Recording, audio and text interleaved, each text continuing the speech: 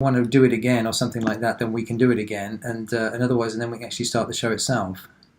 Yeah, more than happy to do that. Do you want me to go 3, 2, 1 and then do it? So you got a clean cut? That would be perfect, yeah. Hi there, my name is Jason Allan Scott. I am known as the Entrepreneurial not because I eventually became an entrepreneur, but because I'm an entrepreneur who, in the last decade, has specialized within events and slowly moved into podcasting. I would consider myself an online educator. I'm a best-selling author. I've written 8 books. I've helped consult for the master's program in the most creative university in the United Kingdom, Falmouth University in Cornwall. I'm an international keynote speaker with 95 talks under my belt in the last 5 years. I'm a host of 2 now award-winning podcasts. I help other people create podcasts, and I create podcasts for people, whether that's doing it myself hosting or teaching them how to create podcasts themselves. And I still organize events all over the world with at least, I think, 30 to 40 events a year globally. That's great. Okay, did you want to do that again? I mean, it sounded fine to me. No, it sounded great to me. Brilliant. Okay, well then let's just dive straight in.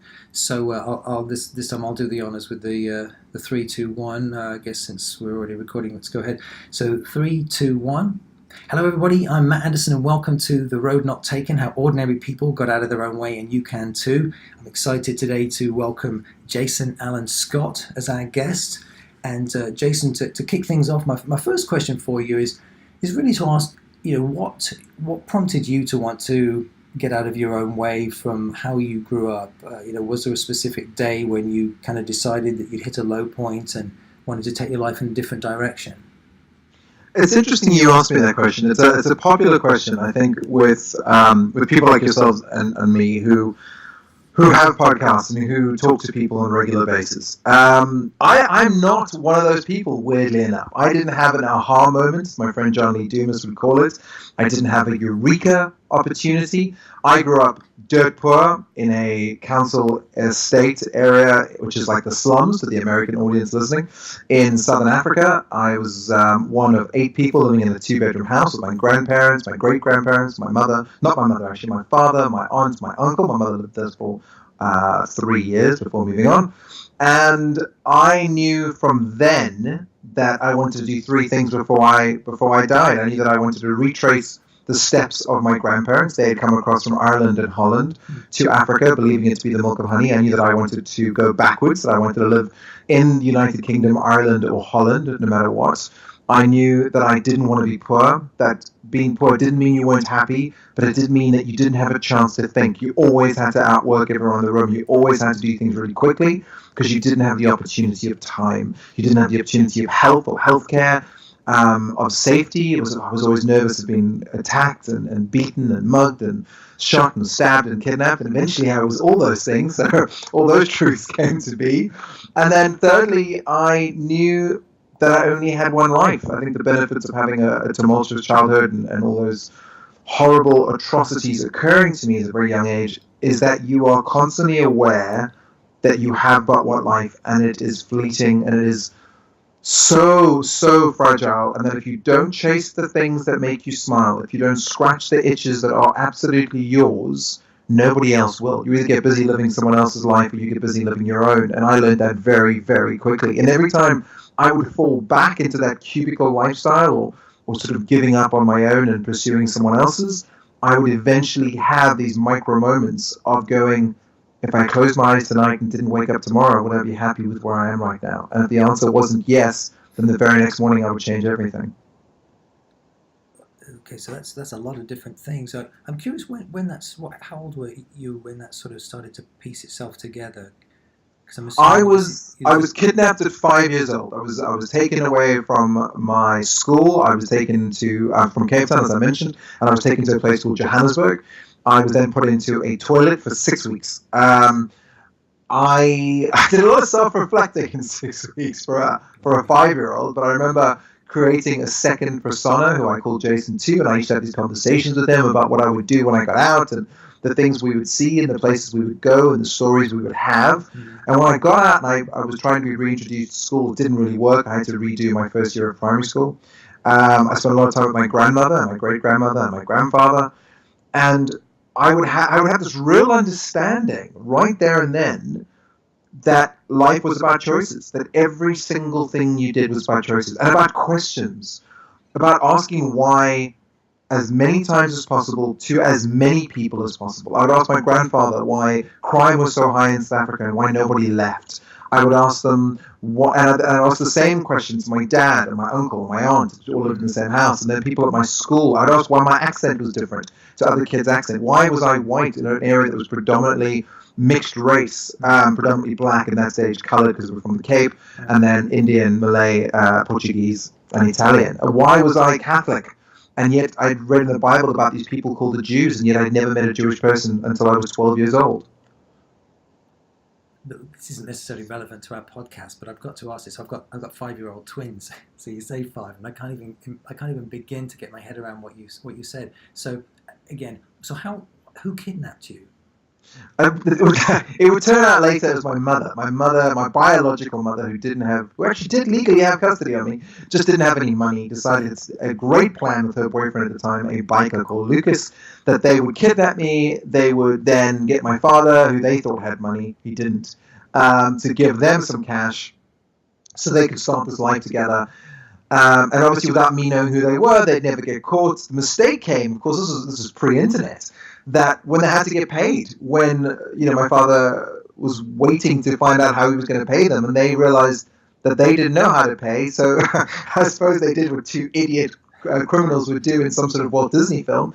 They gave their bank details. They gave my mother's bank details to my father, who obviously then knew exactly who kidnapped me. He went to the police and said, Cheryl Bain, I know her name was Cheryl Tavares at the time. Cheryl Tavares has my son, and this is her last known residential address. It's in Johannesburg. And the cops went over there, found me, got me out, arrested her and her boyfriend. I was the youngest unaccompanied child to fly SAA back to Cape Town. And then that was the first big awakening, I suppose, in my life. So, at what point did you find out it was your mother that had kidnapped you? When I was down in the police car, when I saw who they were dragging out of the other police car, and I couldn't understand why. Firstly, I hadn't seen my mother in ages. Why she was there? I think I hadn't seen her in 2 years. And then I remember asking, and they explained to me that she was in fact the kidnapper, her and this guy Lucas. I'd seen Lucas. He'd come in once or twice to give me porridge when I was in the toilet, and I'd seen his face without a balaclava on it. Balaclava is a mask with 2 holes for eyes. And but I'd never seen her. She would have got away with it if it wasn't for that crazy child. That's unbelievable. So, and again, I've got to ask this because I've never heard a story like this before, or at least not from someone like person to person. So, how come that didn't traumatize you? Because it did. It did traumatize me. There's a couple of moments in my life that have definitely traumatized me, and I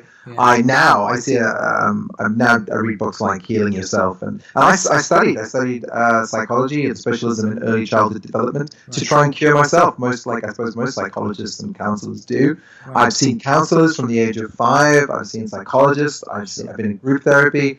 And it is a work in progress. It never fixes. I find myself recreating scenarios. I'm still scared of toilets to this day. I have a real love-hate relationship. It's never healed, unfortunately. The only thing that has changed from multiple years of being alive is the shame aspect. I think in the beginning you feel a lot of shame about what has happened, and as you get older you realize that there's nothing to be shamed about. It's something that happened to you, not because of you. Yeah, I think that's incredibly common. That for people, well, obviously not quite as your experience, but certainly other childhood trauma. There's no question that's something I've heard many times. So one of the things I'm curious about in particular is, and it sounds like I'm wildly changing the subject, but I'm not. I'm trying to connect the dots from the things you said you learned most from your upbringing into the entrepreneurial mindset, which I know you speak about a lot, because it's something that I'm really curious how that developed itself. And you probably should tell the story about your first entrepreneurial experience because it is so remarkable. I've heard it twice. I was thinking, well, maybe I won't ask it, but I'm thinking the listeners probably need to come on that journey. The T-shirt story. Yes, but at the same time, that kind of mindset, that way of thinking, it is, I think, quite rare. And yeah, I know there's lots of people out there listening that would love to have more of it. So can you kind of do you understand? I mean, it sounds like a silly question in a way, but can you sort of trace the steps as to what led you to think that way in the first place as a young man? Definitely. I think there were two major key moments that affected things. I think one, when I was 5 years old, and I don't know how old you are or this happened here in Europe, but we had this thing called the Boswell-Wilkie Circus. Do you remember the Boswell-Wilkie Circus? I've never heard of it. So I grew up in England. I'm 52 now, but that okay. So in England, you would have had the old circuses. Remember with the elephants, and the circus people would roll into town. Absolutely. Mm-hmm. Right? So they roll into our town. They don't roll into our town because we're dirt poor, but the flyers go out. And we see these flyers of an elephant and this red and white tent. I've never seen a tent before. And clowns and magicians all in the poster. And I'm sure you can remember those posters that on shop windows. Yeah. And I remember seeing this, and I remember saying to my grandmother, like, I can't wait to go. And my grandmother said, well, we can't afford to go. And that was I think that was probably the first time I knew we were poor. I think before that as a child, I just didn't click. I just thought this was what we did was normal in the life and the place we were in. But so I decided to go house to house, flat to flat, apartment to apartment to ask people if they wanted to go to the circus. And as I said, I was 5 years old. I knocked on doors, I rang bells, and again, this was back when I suppose health and safety was such a big issue, having a 5-year-old knock at your door. But I asked them if they'd like to go to the circus, and they would say yes, pretty much that question.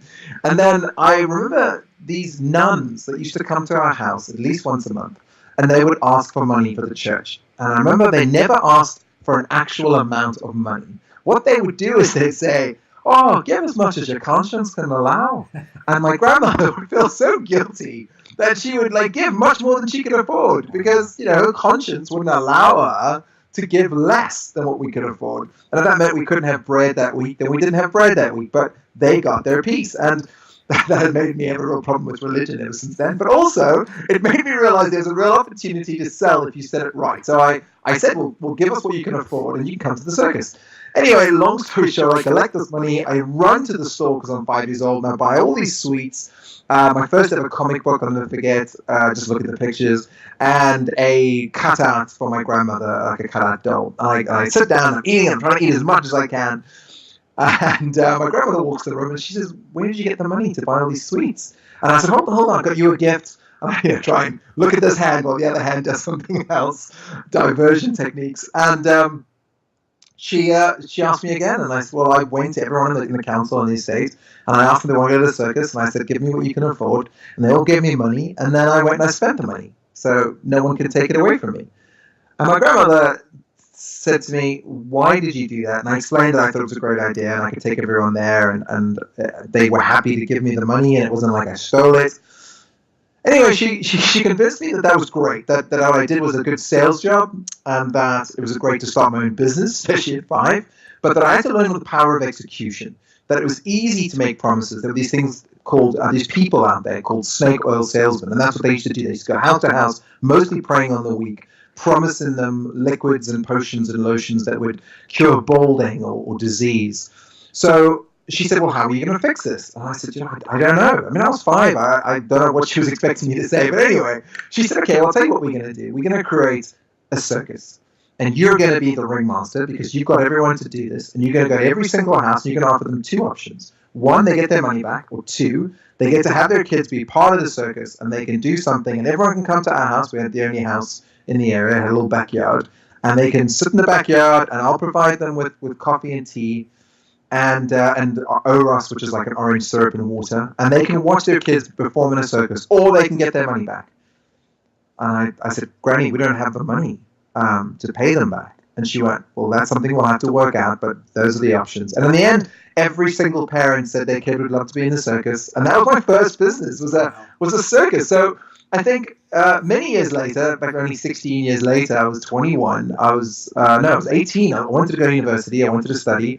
We didn't have the money to study, and I knew that I had to come up with a business. I had to come up with ways to make money, and selling my time was not going to work. There was no way I could work enough hours and study and do all the other stuff I wanted to do. And by other stuff I wanted to do, I just meant more study and more reading. if I had sold my hours. So starting a business made sense. My first business, the one you mentioned, is called OPM, Other People's Money. Mm-hmm. And it came from this idea that if I could find a way for people to pay up front and then sold it, just like the circus, I would be in a much better position than if I put my money forward to create something and then went out to sell it. And that has been something that I've kept through every business I've done. And that's before I knew what reverse engineering is, or how the field of dreams is incorrect. Don't build it and expect them to come. Find out what they want to go see and then build it. Mm-hmm. And there's arguments around that. So I try to find out what businesses, and again, please remember this is pre-internet, so I couldn't just Google this or Yahoo this. I had to go to the library, and I spent time in the library. I spent weeks in the library reading everything I could about businesses and cheap businesses and businesses you can start in a day and businesses solopreneurs can start. And I didn't even know what that meant. And the one that stuck out was the T-shirt business. The fact that you got £5 or $5 from someone up front, that you then went and got a T-shirt for $1 and you put a print on it for $1 and you made $3 or £3 profit. And I just thought, this is genius. The only downfall of this, again, is if I put a design on that nobody wants, or I create a size, if I make all smalls and people are larges. So how do I get past that? And that led me to companies. Going to companies, whether it was, my first one was insurance, then it was banks, then it was friends of friends, then it was schooling outings, then it was actually the circus. And I got T-shirts pre-made, pre-designed, pre-sized. I could get it made, and I ended up just scaling incredibly quick, probably way too quick in fairness, without knowing the importance of networks and the importance of mentors and going to other people for help. And before I knew it, I had a deal with a company over there called Tesco's, which I suppose Tesco calls ShopRite, which is the version of Tesco's that we have in Southern Africa. Okay. And I got a 150,000 T-shirt order, yellow T-shirt with a smiley face on it that said "Love ShopRite," ShopRite checkers, and I didn't read the small print. The small print that clearly stated you're only going to get paid 190 days after delivery, which is just frightening when you're a solopreneur who's borrowing money. So I still went through with it, and then I had another bit of bad luck. The ship that had the T-shirts didn't arrive, so I had to double order, which means my profit was cut down by almost half. I think, well, 1/4. I had a great deal with a big printing house in Southern Africa called Print House, funny enough. And then I had to get money, and I knew nobody would give me money. Nobody I knew had money. So I went to a loan shark, which is, again, just the stupid, silly mind of a young person. And he said, well, we've got this thing called a VIG, and basically I'm going to charge you 10% month after month that you don't pay, and I'm happy to help you. And before I knew it, that 10% interest, or a VIG, went up and up and up, and he pretty much owned the company before I had seen almost any money from that deal, and I was out. And then my dad, to this day, and we're looking at 25 years since that, my dad, to this day, when he has a couple of drinks in him, will tell the story about how his son signed his house away, which is my father's house, because I didn't have a house, as the insurance for a deal when he was in his early 20s starting his very first business. So, yeah, I mean, that is an amazing and an incredibly scary story. But I've heard you say, I think, it must have been on a different podcast, it took you 2 years to get over that. And it did take me 2 years, yeah. And I'm most interested in how you bounced back, because I didn't bounce. In all truth, I definitely did not bounce back. Right. I became a recruiter. I recruited teachers to work in Asia. And one of the things I would do, and anyone who's listening who's a recruiter, you know how this works. You have to make sure that your candidate is well placed. You have to know that they've made their probation so you can get paid. So what do? You call the candidates and you double check that they're happy, and then you call the company and say, the candidate's really happy, you seem happy, your probation period's over, we're going to send you the invoice, and they pay you. And I kept doing this. And the candidates were more than happy. They were so happy. And they were like, we got away from South Africa, we got away from the crime, the violence. And I thought, why don't I just do this for myself? I'll recruit myself as a teacher. I'll put myself forward for all the greatest jobs out there. And there was a job in a place called Taiwan. And I must tell you, I was so ignorant that I thought Thai people come from Taiwan. And that Taiwan was this beautiful island paradise from the book The Beach, which it isn't. That is Thailand. I placed myself, I packed my bags, I took a loan on 5 credit cards so that I had enough money to get over there. I quit my job. I just met this girl. I think we've been going out for 2 to 3 months. I asked if she wanted to come with me. She said yes. I mean, she was crazy, obviously. Oh, I was a really good salesman. I still haven't worked that out. And we packed our bags, flew over to Taipei, took a bus from Taipei, 3.5 hours to a place called Taichung, which I think in Chinese literally means the middle of the middle. It was horrible. It was frightening. It turns out Taipei is also the serial capital of Asia, a serial killer capital of Asia. We were living in an apartment they'd found dead bodies in. My girlfriend had freaked out. She also realized that we weren't in Thailand. I realized we weren't in Thailand.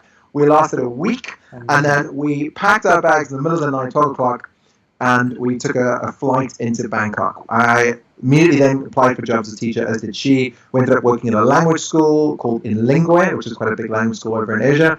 And then I got a job in American School of Bangkok, and I was there for a while, still teaching, still very happy with my life, normal 9 to 5, normal cubicle lifestyle, and didn't think about starting my own business until one day I asked where the kids were.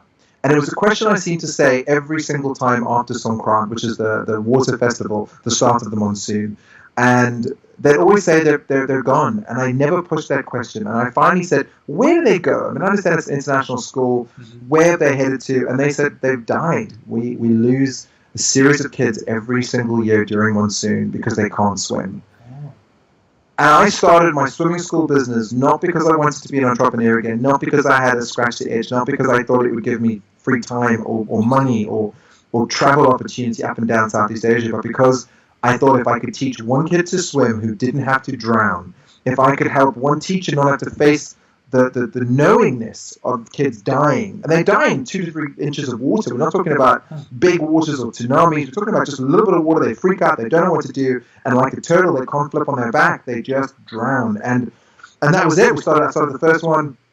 I didn't even know how to swim. I'll tell you a little secret there. I didn't actually know how to swim when I started the first swimming school. There was a website that I just started. It was called swimming.com. And I used to download lesson after lesson as a curriculum. And then I would teach myself. And then I would teach the kids the very next day. And then I started hiring people pretty much from day 14, second week of business. And then I went from school to school, copied and paste, copied and paste, copied and paste.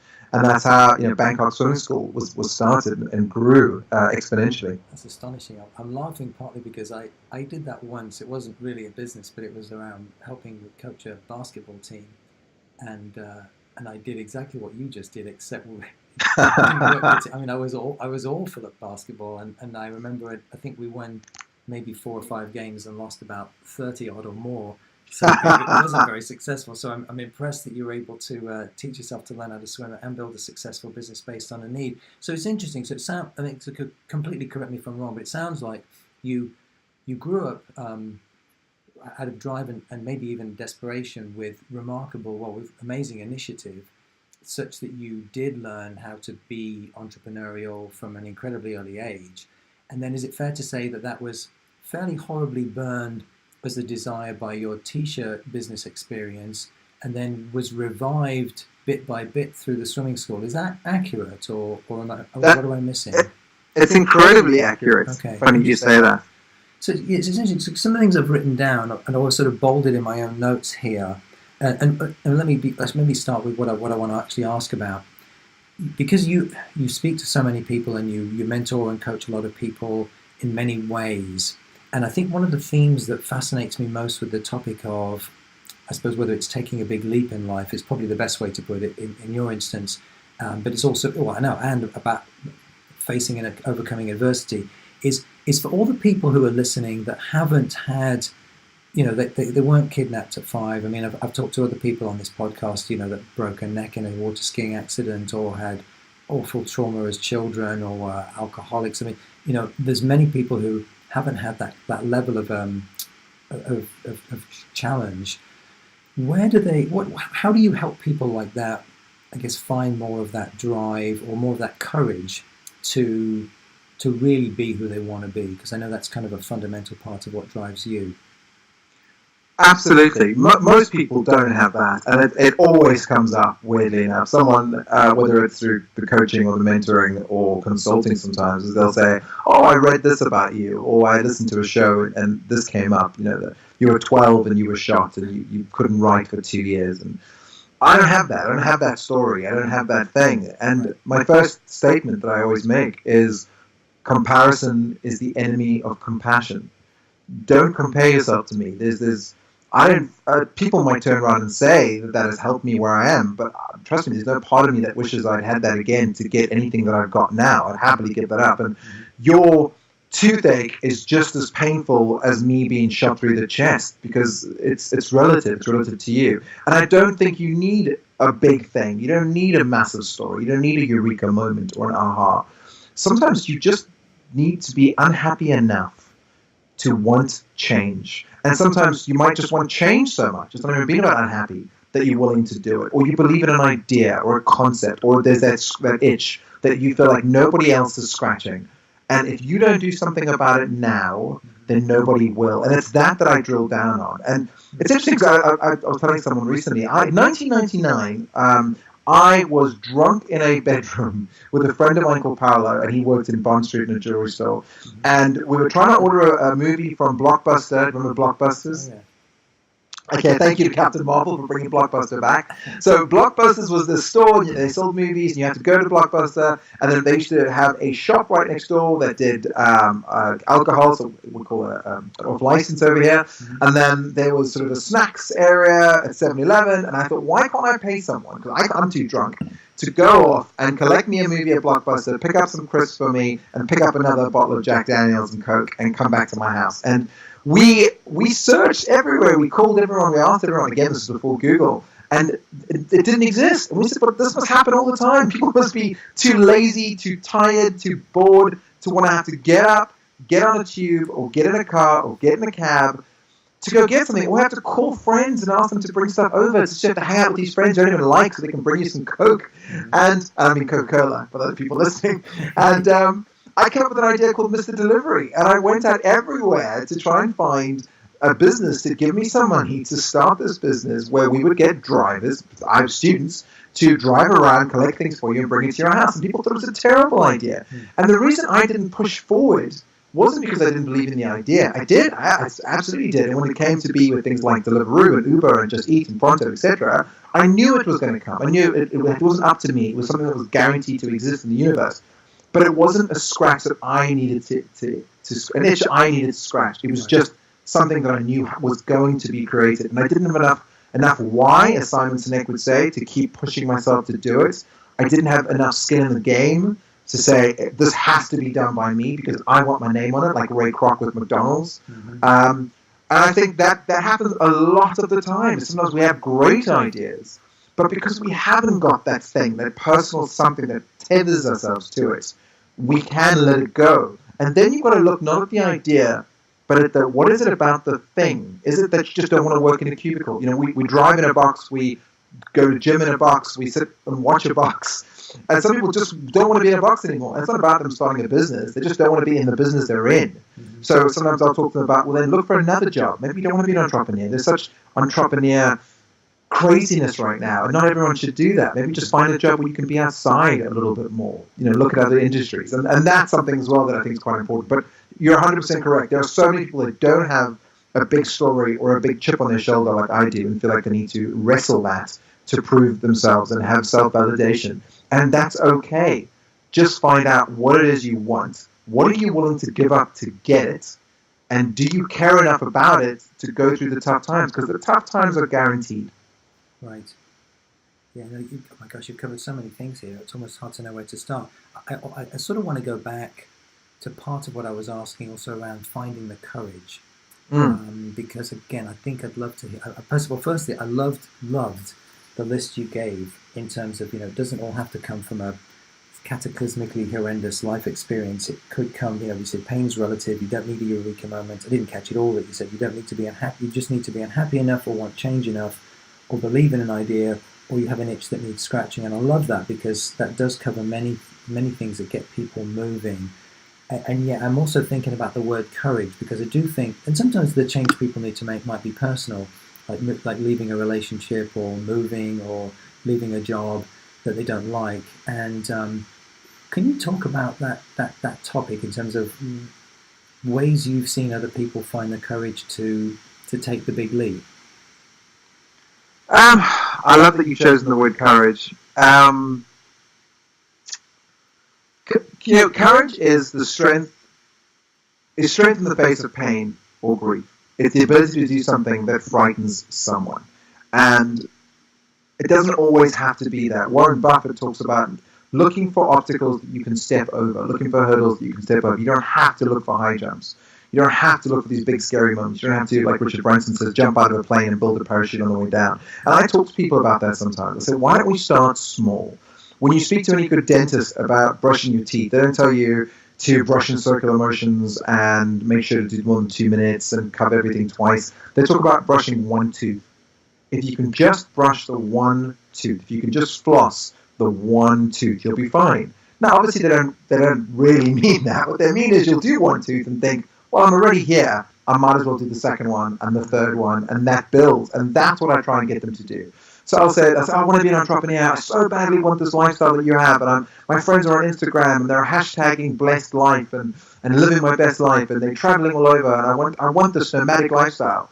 And I thought, okay, you might not. You might really like a home and your stuff in a certain place, and there's a lot to be said for that. So let's start small. Let's try and make £1,000 or $1,000 or €1,000, whatever it is, on the side, and see how that feels, and see if it was worth it. And if sometimes that's even too big a jump, or too big a bold moment of courage. So I'll say, okay, let's go talk to people that are in the career that you're looking to move to, or starting a company in the industry you're looking to do. Let's talk to other founders who are doing the journey that you're doing. You don't have to, sometimes recreate the wheel. In fact, most of the time you don't have to recreate the wheel. The wheel's created. Just go find someone that has the same wheel as you want and ask them about their lifestyle. When I first started in podcasting, I really wanted to be big in podcasting. I wanted to be huge in podcasting. And it wasn't even about my story, which is what the podcast became for me. It was about, I wanted to speak to as many people as possible. I wanted that feeling again of helping tens of thousands if I could, millions if I could. Right. And I spoke to someone, I wish I could remember her name because she deserves massive props, but she said, well, who's your hero?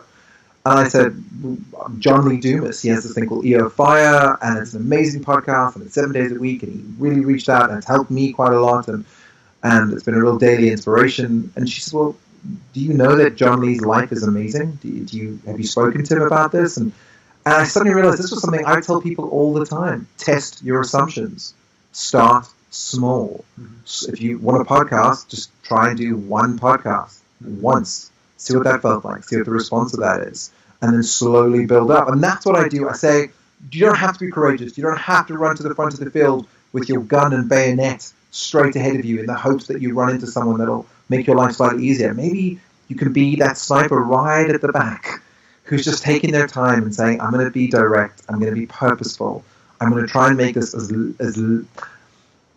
de-risked as possible to take me one step further. And you know what? If that feels good, I'll take another step. But if it doesn't, then that's okay too. That it's a project. It's enough. It's. I'm just going to try something and tell people that. Don't go tell people you're going to be an entrepreneur or I'm going to start this business. Everyone, again, that you hype that because we love hearing good news and we love supporting people when they start things. But tell them it's a project. I'm going to try and start a podcast. I'm going to try and start a side business. I'm going to have a side hustle and see if that works for you. And then in that, don't give up when you fail either, because maybe it's just that one thing. Maybe you weren't good at drop shipping. Maybe you weren't good at t-shirt manufacturing or swimming school or consulting, coaching, mentoring, e-learning courses. Maybe it's something slightly to the left where, like a good friend of mine who started a store for disabled people and just sells clothes for disabled people. And that's what she really enjoys. It's been a shopkeeper, not necessarily an entrepreneur.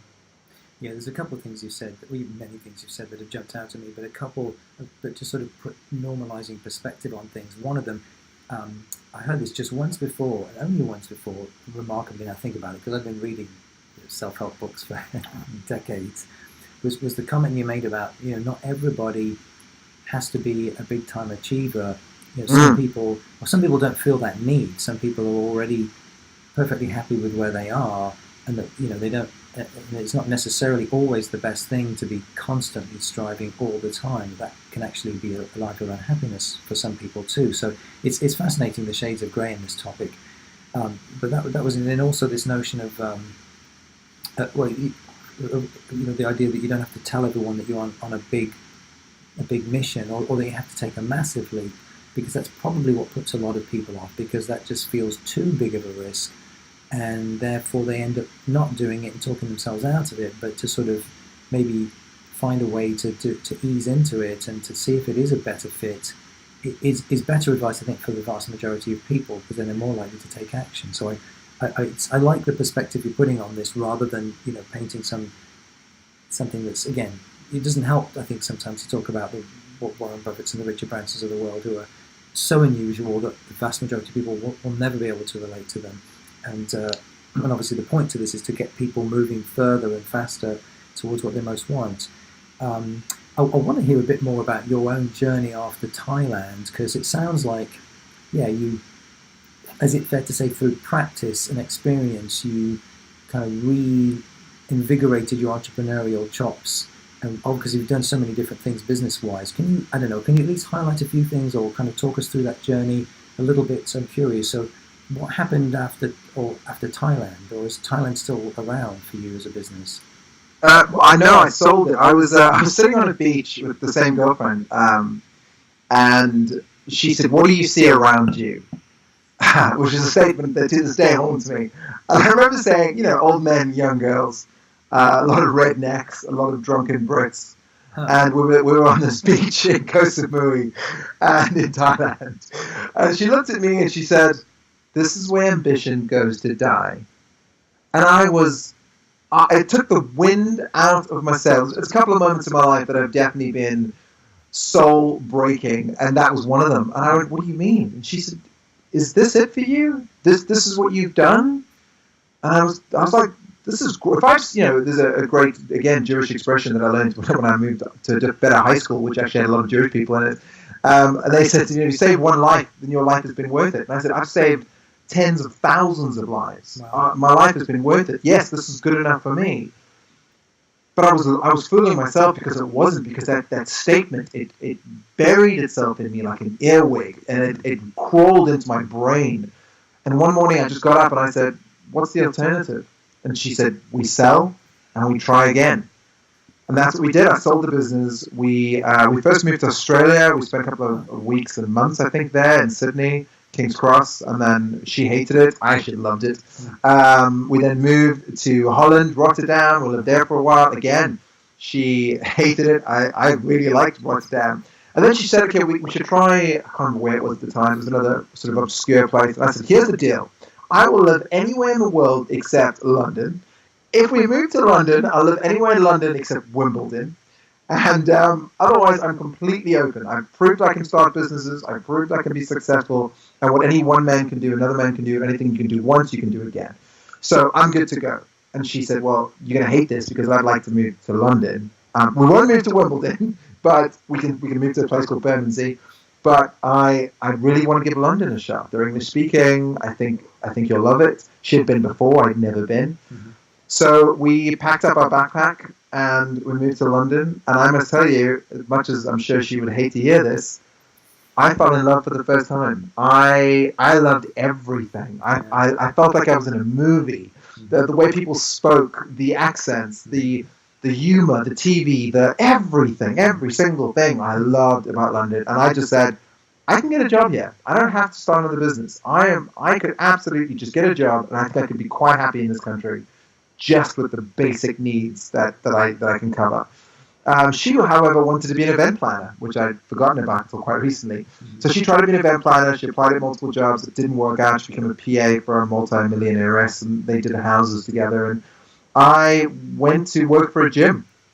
And I sold gym membership. I was very happy with a very normal job. I did very well at that, because gym membership is just real estate sales. You talk about location, you talk about amenities, and that's about it, really. Mm-hmm. And then one day, the gym that I was in, it was a big gym group called Holmes Place. They decided they wanted to do something they've never done before, which was to build a gym that didn't exist. So pre-build it and then pre-sell it, but try and get as much money up front as humanly possible, and then sell the business as a whole. So they got the best salespeople in the company, and there were about 6 of us, but in a think tank. We all got together. We set up to come up with the solution. And we tried everything. We did flyering. We stood outside other gyms in the area of Bank in the City of London. And eventually, one of us, and I don't know if it was me to this day, so I'm not going to claim it was, but came up with this idea that we should sell to HR managers, that you could sell wellness as a concept. Mm-hmm. And then I was really good. I could sign up 200-300 people in a day. I would do presentations in front of companies about how if you have a healthy employee, you could guarantee 25% more work. So every 4 people, you're getting yourself an extra worker, less days of work, attrition. Back then, they were really trying to get computer people in, website developers, IT professionals, and things like AXA and White and Case. And I was really good at explaining how they could do that with this once-in-a-lifetime gym that only held 1,000 members, etc., etc. And I did really well. In fact, so well that when they sold to Virgin Active, I was asked to stay on as a consultant. And again, I think I was rather happy in that space until one of the people in that think tank, a lovely lady called Joanna Barnard, started working in events. And she called me up one day out of nowhere and said, "What do you know about events?" And I said, "Absolutely nothing. I've not even organized my own birthday party." And she said, "Well, I think you would crush this industry because there's no salespeople. It's people who like to throw parties. It's people that like going to parties. It's people who like to get drunk and make mistakes and who like flowers and decorations. And none of them have made a cold call in their life. And none of them are thinking sort of creatively about problem solving." And I, that same day, quit. And I still can't tell you what made me do it. I just remember quitting and thinking, I'm going to start a business in events. And then having the sort of wide awake 3 o'clock in the morning moment of realizing I couldn't start a business in events because I never organized an event in my life. That's all good and well for someone to tell you you'd be great at something, but I hadn't done it. But I convinced myself that I'd done swimming school without knowing how to swim, and I knew nothing about T-shirts and grams of cotton and printing presses before I got into printing T-shirts. Right. But I thought I'm going to do it right for a change. I'm going to get a job in events. I'm going to learn from people and keep my ears and eyes open. And that's what I did. For quite some time, I went and worked for a big company that had multiple bars, and I helped them turn their bars into event spaces. And I did quite well until I thought that I was half decent enough to make a mark, and I started my own business. And the day I did that, it was actually another bittersweet day. I got a lawyer's letter from that company who just said, "We've just found out you're starting your own business. We've just found out what you're calling it. We think it's amazing, but we think we own that IP because you would have come up with that during the time you spent with us." And I did not believe that, so I went and saw a lawyer, and it was a bit of a legal thing, and I ended up winning and losing. I had to hand over the name and the concept, but I could still start my own event business. And I went into events as hard as I possibly could. I tried to read every single book on events. I ran that business for 5 solid years, running one location in central London called the Penthouse London, number 1 Leicester Square. And without even doing my homework and finding out that it had the worst reputation. It was famous for Russell Brand and prostitutes and drug deals and things going very, very wrong. But I understood the power of business. I understood the power of niche, that niches to riches. That doesn't work if you're English, niches to riches. But I focused on film. I loved film. I knew we were in the heart of theatre land. I focused on premieres. I focused on being so good I never needed to network.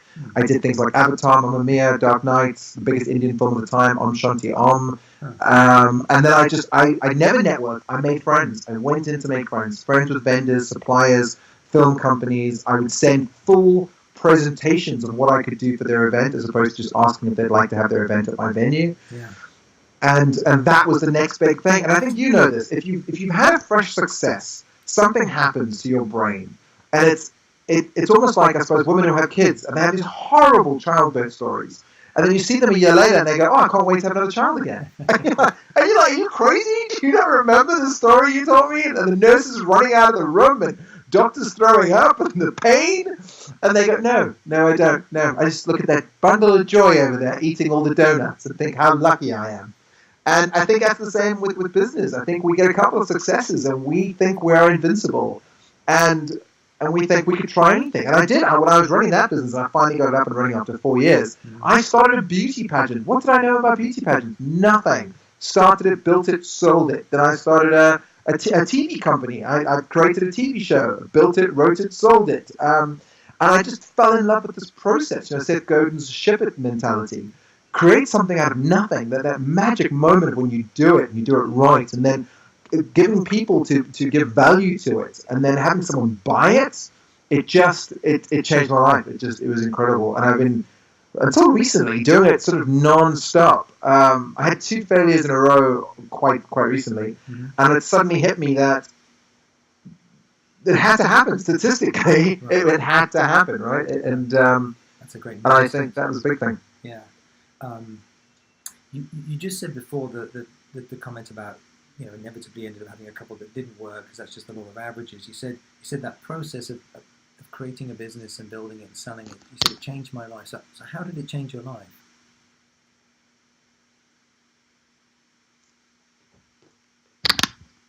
Sorry, lost you for a second. Oh, did you hear my question? Yeah, the process of starting a business, then I lost you. Yes, and then, well, the process of creating one, starting it, selling it, and you then said it changed my life. And so my question was, so how did it change your life? If you ever see a sports person who's just won a bunch of games, or a boxer who's just won a bunch of fights, there is a certain thing. In fact, fighters are the perfect analogy, pugilists, because there's an expression called punch drunk, and I think you can have that in business. I think if you get it right enough, you, forgive the terminology, you start believing your own hype. You drink your own Kool-Aid. You think you're invincible, and you stop learning, you stop reading, you stop listening to other people. That beginner's mindset that probably set you up for success all those times before, of thinking, I know nothing about events, nothing about t-shirts, nothing about gyms, nothing about beauty pageants or magazines or aesthetic medical technology, which I started a company and grew in 18 months to 29 locations globally. But you just become, again, I hate to admit this, but I think I became a bit of a douchebag, a bit of a know-it-all, and I've been there, I've done that. I could start any business at any time, and it would be successful because I found the magic formula. And when the first one I tried to start a tech company in events, Venue Me, and it flopped. And flopped in a way, again, that just surprised me. Everyone said yes. All the platitudes were there. Of course we'll buy into that, Jason. It's a great idea. It's LinkedIn for venues. We can see who looks at us in real time. We can get back to them, proactive. Everything worked. I thought, here we go. The name was great. It was one word. Everyone, if you go check out YouTube, I made an advert. I was just so absolutely believing that I would just get it right again, and it didn't. And that was a smack in the mouth, massive smack in the mouth. And then when I started the aesthetic cosmetic technology business for my dad, that did really well, except I couldn't feel the success. I don't know what it was. Actually, I do. I know exactly what it was. And this is taking a bit of learning from me. You can be successful at something you don't want, like, or believe in, and feel none of the benefits of success. And I'd heard that, but I never believed it. Money is money. I've always believed that. I thought, success is success. If I'm getting paid to do it, and I'm getting to travel, and I'm getting to meet people, then of course I'm going to feel great, no matter what business I do. If I'm selling whatever, I'm going to feel great. If I'm creating whatever, I'm going to feel great. But I didn't. It always felt hollow, and I couldn't wait to spend the money. I wanted to spend it faster than I was making it because I just didn't want to be in that industry. None of it resonated with me for some strange reason, and I just couldn't taste it. And it changed me. It made me look introspectively. It made me really sort of stop and think, okay, if success is something you don't want, is not the answer, and you can fail. You've proved that, in a fiasco of a failure recently. Then maybe it's worth it this time to not just start a business to grow and sell, but to start a business that you'd want to do forever. That you could throw away this idea of work-life balance and just love what you do, and it becomes your life, and you're happy to be there all the time doing it, and you want to get other people to do it with you. And that was the biggest mind shift since being 5 years old and taught that whatever you sell, you have to execute. Has it helped you redefine what success was for you? Is that right? Massively. Yeah. Massively. It's made me learn that success really isn't money, and it isn't time, and all the things that I would have said to you is success a year ago. Right. But success is doing something that you love and getting something back for it. Yeah. I want to ask about the theme of this podcast's area in terms of getting out of your own way, or maybe sort of for you, it's staying out of your own way. Although I don't want to assume. Obviously, we all have our challenges. But I mean, one thing. I mean, in my attempt to summarize some of the things you've talked about, it sounds like you've had really great success over many years, for the most part, because you found a process where you come up with an idea that resonates with you, and you know enough about how to build that. You've clearly got a lot of great people skills and presumably various other skills, organizational skills, and you spend an awful lot of time studying up on this and learning it well, or maybe learning from other people. So there's lots of things you've done right to get to have this model of good business success. And I'm wondering, is that enough for you such that it keeps you out of your own way? And my real question then is, if there's more than that, like what other kinds of things do you do that help you stay consistent and productive, so that you're constantly feeling like you're making good progress in your own life? Two things. I do something called batching, which is I will batch jobs together every single day. So I might do an hour of reading about personal development, and then I'll do an hour of reading about poetry, or so right now I'm learning everything about podcasting. So I'll spend an hour to 2 hours learning every single thing I can about podcasting. Then I will make myself accountable to that. So it's not good. It's just me. I don't have anyone to be accountable to. I don't have any kids. I don't have a wife. So I don't have a family. So I go, okay, how do I put skin in the game? How do I make myself credible, an expert, but also at the same time know that if I don't do this correctly, if I don't spend these 2 hours that I've batched for this job effectively and efficiently, I have repercussions. I've got the stick. So I wrote to a bunch of publishers and I said I'd like to write a book about podcasting, and I'm going to do it in 21 days. Now, which is insane. I don't know why I said that. It's so stupid. But now there's an event horizon. I know exactly what I need to be done by. I know the opposite of reward. I know the punishment for not doing it is that this publisher is going to kick my ass and say, well, you promised to do this and now you're not a man of your word. I know that by doing it, I'm going to be better for it. It'll make me a better person. Now, not because I'll be a better podcaster, because I might not. I could do all that information and still be a terrible podcaster. But it creates something for me. And I've done that with everything. I used to go to gym quite often, but I didn't feel like my body was ever changing, to be honest. Right. So then I said, okay, I'm gonna do a photo shoot in at the end of the year, at the end of this year, I'm gonna do a photo shoot, which means I'm now training to the mindset that I'd like to look as good as humanly possible by the end of this year. So let's call it September, October, where I will do a photo shoot, and I've already booked the photographer, and I've booked the venue, and I've put money up front, and it'll be incredibly embarrassing if I walk in there and I have not changed at all since I made the promise. But adding that accountability, telling a few people, not everyone, don't stick it on your social media, you don't need to embarrass yourself. The world will embarrass you far enough. Just tell a couple of key people that are your cheerleaders that will both hold you accountable and reward you with positive reinforcements. That makes a gigantic difference, and that has helped me so much in my life. Yeah, those are fantastic examples, because it's funny, when you first started, you set up accountability to yourself. I've seen that fail most of the time with other people, that we think, well, we fool ourselves into thinking that we can hold ourselves accountable, and we almost invariably let ourselves off the hook. So I'm very impressed, that you have good success with that, but then I'm glad you also added that you do sometimes bring other people into the equation from an accountability standpoint and a support standpoint, because I think that works better for most people anyway, unless you've had a different experience. No, I found very much so that most people that run their own day run terribly. And one of the things that always happens, I'll sit down at a mentor session, let's say every Tuesday with one of my clients, and I'll say to them, so what have you done? He said, such a busy week. I did this and this and this and this and this. And I said, great. So, and how much money have you made from it? And, nothing yet. I'm still working on the ebook, and I've just started this expertise talk, and then I promised this person I would do this and that. And I said, okay, can I see your diary? Because I think you learn more from looking at what someone's actually done than you do from listening to them. And then they'll show me the diary, and I can see they haven't done the job they've done. So that's another thing that I do. I diarize everything. My alarm will go off, and it'll say podcast, 3 to 4. And then at 4:15, so I'll have a 15-minute sort of reward myself for doing the show. Maybe I'll go for a bath or a shower, or I'll change, or I'll have a snack meal or something.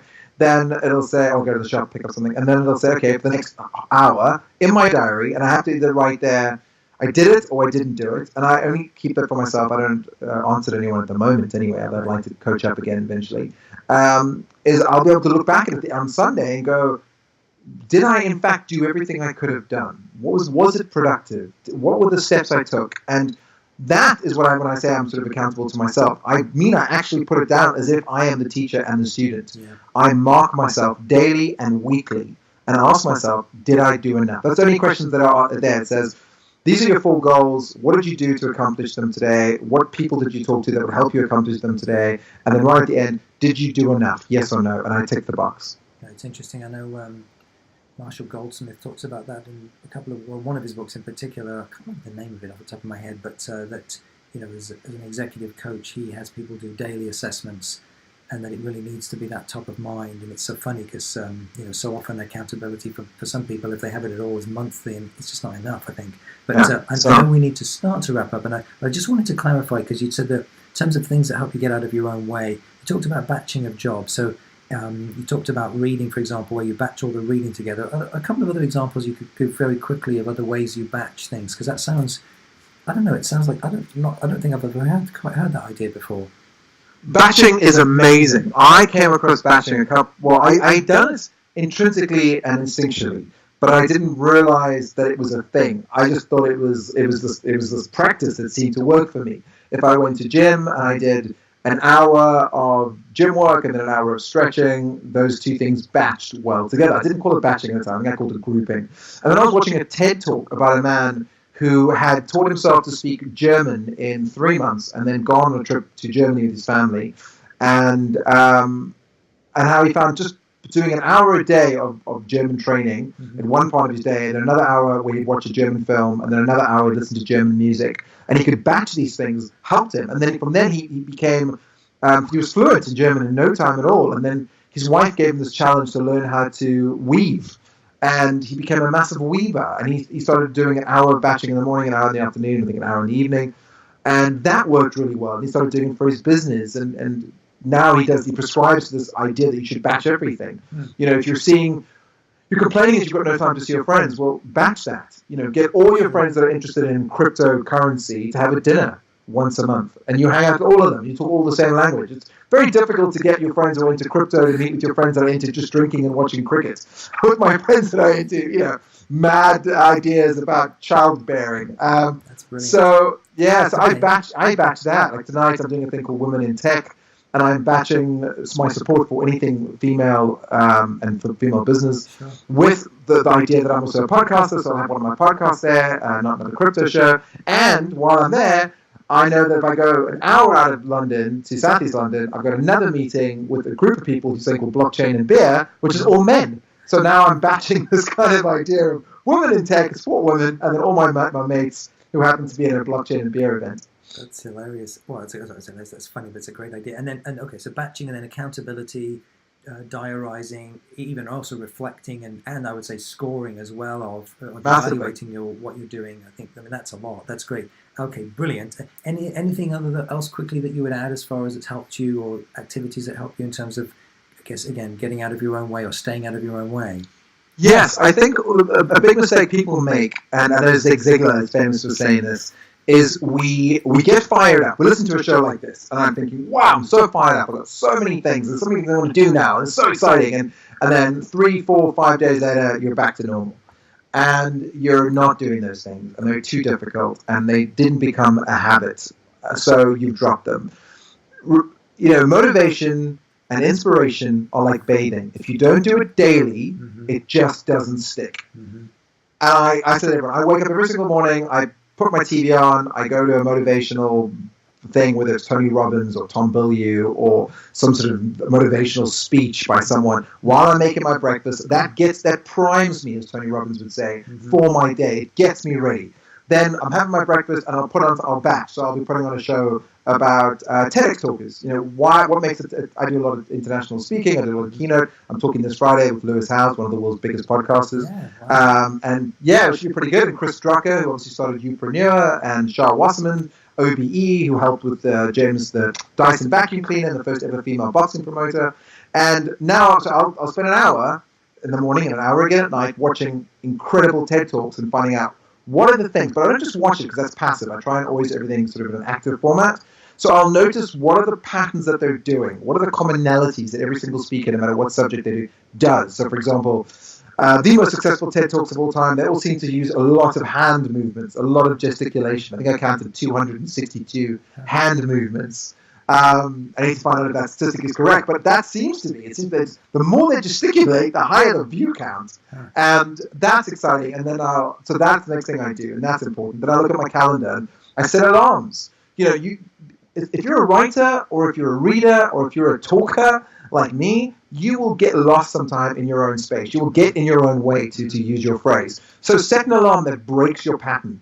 The alarm goes off and it says, your time is done. Yeah. Move to something else. Whether you use your phone alarm, which I obviously use, but if you look at something like the Agile principle or sprint campaigning, they'll talk about using a timer. Set the time. That's what you're doing. Turn your phone off. I don't have any alerts on my phone. I have a time that goes up that tells me I can now check my phone, or I can now check my email, or I can now do my social media. And all those things. Managing myself as if I am a business, as if I am something that deserves attention, because what you give attention to grows, makes all the difference in the world. And then question everything. Question cliches. Question common knowledge. Question known wisdoms. That is another big one that I say to everyone as my parting thought to every single human on the planet. Yeah. Well, it's been fun for me doing the podcast as well, because clearly people come from all walks of life and absolutely will throw those things out.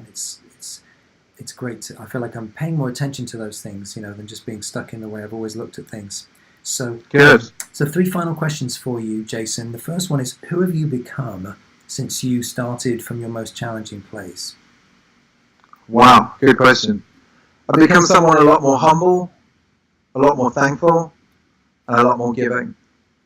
And every single day I ask myself, answer 3 questions every single morning and every single night.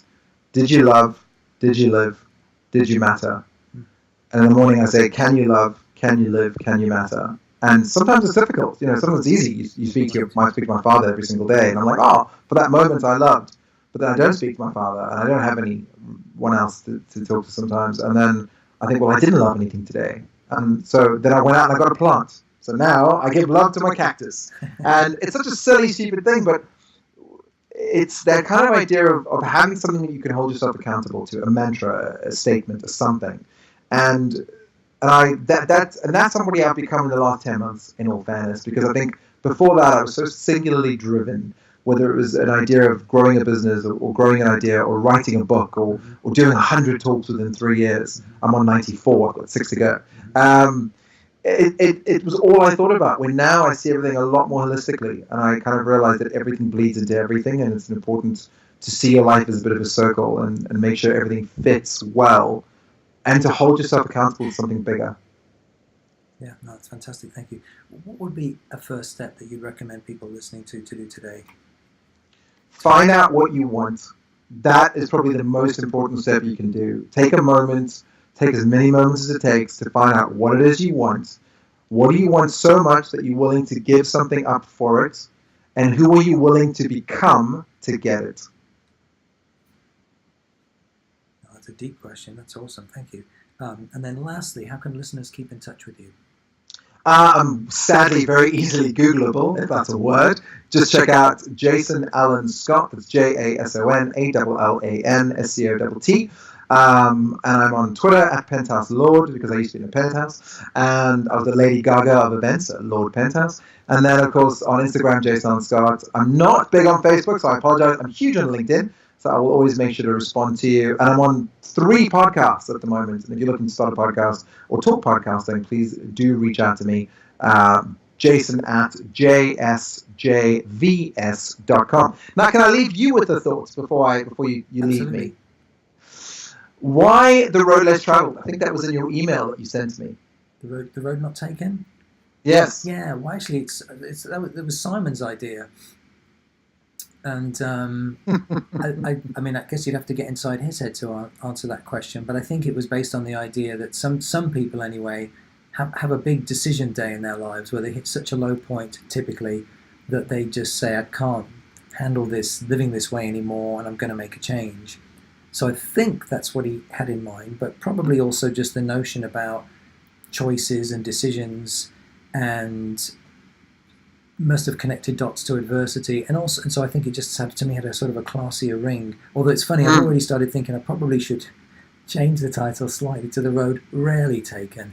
But I just liked it a lot more than what I had before, which was just Get Out of Your Own Way, which I didn't love because there were already a couple of books by that topic. So even though that's really what my focus is, I think, because I feel like that's sort of the biggest challenge for people is getting out of their own way. I mean, it's not like there's a lack of information about how to do things nowadays. It's doing it and taking those actions to actually live the lives we really want. So that's kind of how that came up. And is that a reference to Robert Frost's poem? Well, it is and it isn't. I mean, it's certainly, it's, to be perfectly honest, it's more like I liked the name because there's so many different interpretations on the poem itself as to whether it actually means that the alternative road that you take ends up being better. Well, may or may not be really what he was saying. It was just saying that you could have taken either road and maybe both of them would have been, or either of them could have been really good. So there's different, but I think most people prefer to interpret it as I took this alternative route, and as a result, I've had a much more enjoyable life. But I think I just like the concept as a I love it. Derek Sivers, who's one of my favorite writers and incredible entrepreneur and speakers, he said, if knowledge was the answer, we'd all have six-packs and be billionaires. It's all execution. That's brilliant, yeah. So I'm gonna wrap things up, Jason. I mean, you're welcome to stay on, but I just have a couple things I always like to say. I mean, the first one to everyone listening is, obviously, thank you for listening. I can't imagine you didn't get lots of great, fantastic ideas, and I'm thrilled. I can't wait to go through my notes and sort of pillage it for some of the fantastic content, and I really thank you, Jason, for that very much. And also want to remind people not to put the people that I talk to on too much of a pedestal. Yes, that person's accomplished remarkable things, but everybody starts somewhere, and no one's perfect, and you are perfectly capable of making great things happen too. So I just want to always caution that, because sometimes we make that mistake when we're listening to people that have done a lot of remarkable things. Other than that, again, thanks for listening. If you haven't already subscribed to the podcast or left a review, please do so. And then for show notes, they're on my website, matt-anderson.com, matt-anderson.com. Otherwise, I'll sign off with my favorite question, which is, what would you do if you knew you couldn't fail? I'm Matt Anderson, and this was The Road Not Taken.